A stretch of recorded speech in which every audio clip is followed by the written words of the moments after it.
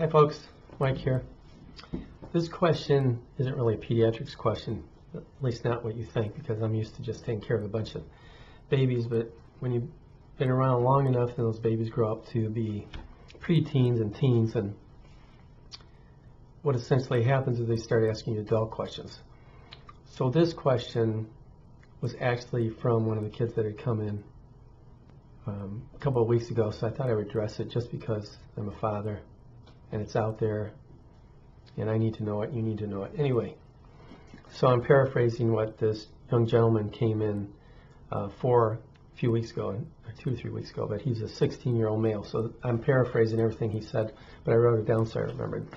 So he said, I'm really worried. I went to prom with my girlfriend, and after we went to a house party, both of us got naked, and she was rubbing her, I changed the word to vagina, on my, and I changed the word to pee-pee, which got wet. I was never inside of her. I am scared and I think I need to get tested for AIDS. So first and foremost, the term is considered to be outercourse, when there's no penetration, versus intercourse.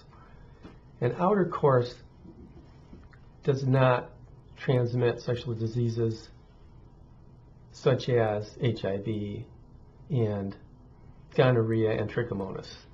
Those are not, outercourse does not transmit those. So first and foremost, that's what I told him. Secondly, just because you're having outercourse, which means this external rubbing of your private parts on each other, it doesn't mean you can't get sexually transmitted diseases. It just means you can't get those that we already discussed, because you still can get syphilis and herpes and human papillomavirus, which is HPV.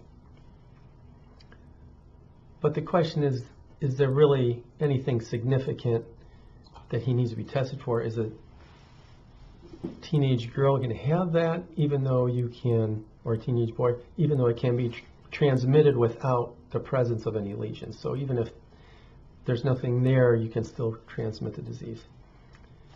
So what I said was, if you really feel strongly about getting tested for HIV, you can if they'll make you feel better, but it's really unlikely that that's your exposure, especially when he said that's essentially his gateway into intercourse or outercourse with a girl.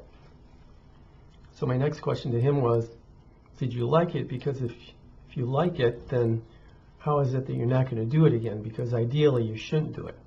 You know, I try and encourage abstinence, but if you have teenagers that are starting to do something, is it realistic, even though you try and tell them not to do it, to just tell them don't do it and let them walk out of the office? So I followed that up with, if you continue to do this and have intercourse, then you are at risk at things such as pregnancy and sexually transmitted diseases, so you have to be aware of that.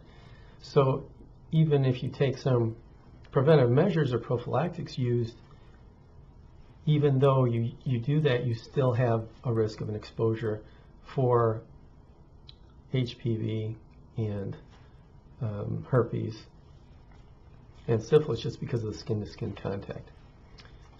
So that's it. The reason I brought that up is this is a little kid that he was a baby when he first came, and now he's becoming an adult, and these are good questions. At least he's asking us. But so anyway, that's it. I'm done.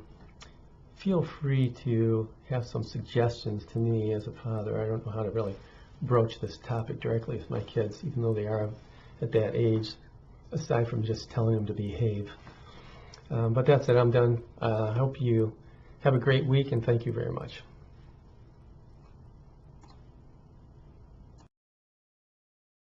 One, two, 1, 2, 3.